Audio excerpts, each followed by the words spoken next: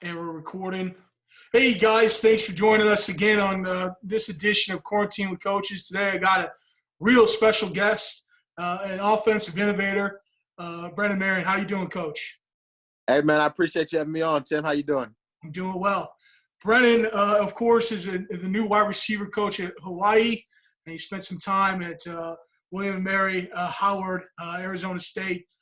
He and I were actually in a book not too long ago by Emery Hunt, the czar of the playbook. Got to give Emery, a shout out before we get started here. But no doubt, Emery's a great dude, man. He's a great dude. I wish, I'll say this, and I'm on record. I'll say it on video. Emery, start making those commercials again, man. Those were so funny. Get back to making some commercials. Brennan, outside the obvious, with the coronavirus, how much fun are you having right now? You seem to be really active on Twitter, but how much are you enjoying Hawaii and this new point in the journey? It's been great. Obviously for the last 2 weeks we haven't been able to go in, but able to still build the relationship with the guys and, just being home with the kids every day. As a coach, you never get a true 24-hour, 7 days a week with your kids. So it's been a blessing to be with the kids all day, every day. You seem you're just active on social media, Twitter, to be specific, and you seem like you're productive, getting things going, always moving and learning, listening. It's pretty awesome. No doubt. I think when you have this downtime, you can use it as a negative or a positive, and just trying to use it as a positive and help some guys out, and also learn myself and connected to some NFL coaches, learn some stuff, some high school coaches, middle school coaches. We're all one family, just trying to help student athletes get better. Sure. Now, you got hired in February there, and obviously you get hired in February. This thing hits towards the end of February, early March. How have you gone about developing relationships with your players? Obviously, not being able to see them every day. Yeah, well, when I was there on campus, I mean, we did the weight room stuff with them. We were in the locker room with them. We had academic meetings with them. So we spent a lot of time with the guys, probably saw the guys around 2 to 3 times a day, each day during the week. So the relationship was built there. And then obviously when guys are sweating and working and doing workouts, you're right there with them in the trenches, coaching them up. So definitely established some good relationships with the guys that I have in my room. It's awesome. And one of the reasons I wanted to bring you on is, when you were in the book, Emery's book in 2015, I got to read about you a little bit. Again, Football: A Love Story by Emery Hunt. If you have never read that book, it's pretty awesome. Just takes a bunch of stories from different coaches around different levels and just talks about their love for football and where they're at in their career. And at that point, you were at Arizona State, right? And you've had a lot of success, climbing in this career. What are some of the things you've learned along the way that you could pass on to other coaches? I think the biggest thing for me is that I've been able to learn from everybody who's around me and not close my ears off to, just not having an ego, as far as I've taken a piece of information from every single person that I've came in contact with. Whether they thought I was listening or not listening, I always took notes on everybody around me. And I think that's helped me accelerate the learning curve and learn a little bit more,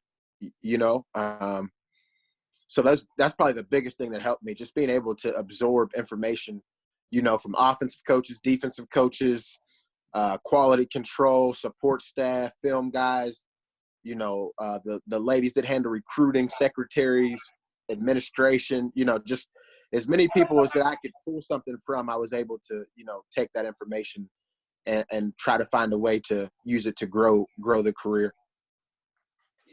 A lot of people know you as an offensive innovator. Obviously, the go-go offense is taken off. There's a book out there about it, plenty of YouTube videos. You've obviously had great success as an offensive coordinator, but maybe people don't know you, some of the early success you had at the high school level. And you were talking about on Twitter this past weekend about how you were able to step into some unsuccessful programs as a young guy, right, as a head coach, as a young head coach. And how are you able to go in there and to those unsuccessful programs and essentially change that culture so fast? I think when I was a kid, I felt like it was a curse. you know, I definitely had a rough life story, and I moved around a lot. We moved once or twice every year, all the way up until my senior year of high school. So what that kind of helped me do, though, is be able to connect with a lot of different people from a lot of different backgrounds, because I lived in a trailer park. I lived in the projects. I lived like middle suburbia. I've lived, you know, well off, you know, different places that I've lived. So I think anytime I get around a kid, I'm able to, you know, any place that I go to, I have boots on the ground already. I probably know somebody there. I probably can understand the culture, you know, be able to build a relationship based off of, you know, embracing what the person already has and then trying to bring out some new things for them. So I think that's been able to help me, you know, just in this coaching journey in general. You know, like even being in Hawaii now, when I went out to junior college, I had a lot of players with Polynesian backgrounds on my team that became brothers to me. So now I look at the players and I understand, you know, if they're Samoan or Tongan, I understand their culture and what goes on with it. So I'm able to accelerate building that relationship with them because I can speak their language. And I think anytime that you know, have a guy who's a great communicator, he's able to teach, you know, and I've been able just to communicate with people, meet them where they're at, and try to give them some new standards and things to reach for and shoot for and give them the process, because the same aspect of moving around, I wasn't a star player. You know, people might think because I made it to the NFL that, oh, you were always this great athlete and did it. But I was a guy basically who was a walk-on because I went to junior college, lived in a locker room, grinded, worked my butt off, got an opportunity, you know, so I understand the work part of it also that comes with it, and teaching guys about work ethic and how to grind and make a process and a plan to, you know, change your life. Emery's book, you speak of having that champion's mindset even as a young kid. I mean, it seems like you've been carrying that your whole life. You think that's been a big part of how you've gotten to the D1 level? Yeah, I think I've just been able to. I always talk about adding value. I've been able to add value wherever I've been. I think a lot of that comes from my grandmother and my mom. My mom obviously had me working, you know, 2 and 3 jobs when I was 10 years old. And my grandmother had me in church and, you know, showed me about faith. And, you know, so I've always just been able to avoid the circumstances around me. You know, when a lot of guys are bringing up excuses and stuff, I'm finding a way to execute and finding a way to get it done. And I think anytime you're in a leadership role, you got to be about solutions. So, you know, I think that's what's one of the determining factors in helping me out. That's awesome. So we started something new last week. We call it Rapid Fire. Are you ready to go rapid fire with us? Yes, sir. Let's get it done. All right, man.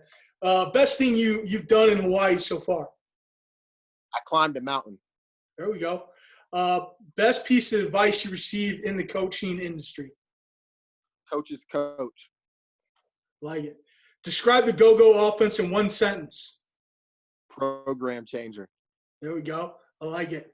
What show are you watching right now with all your free time? All American. Okay. Best account you follow on Twitter? Man, I have to say my guy, the energy bus guy, John Gordon. Oh, absolutely. I love it. That's great. No doubt. I appreciate you coming on the show with us today. Please keep doing what you're doing on Twitter, man, helping coaches out with your positivity and your knowledge, and I really appreciate it. Thank you very much. Thank you, man. I appreciate you.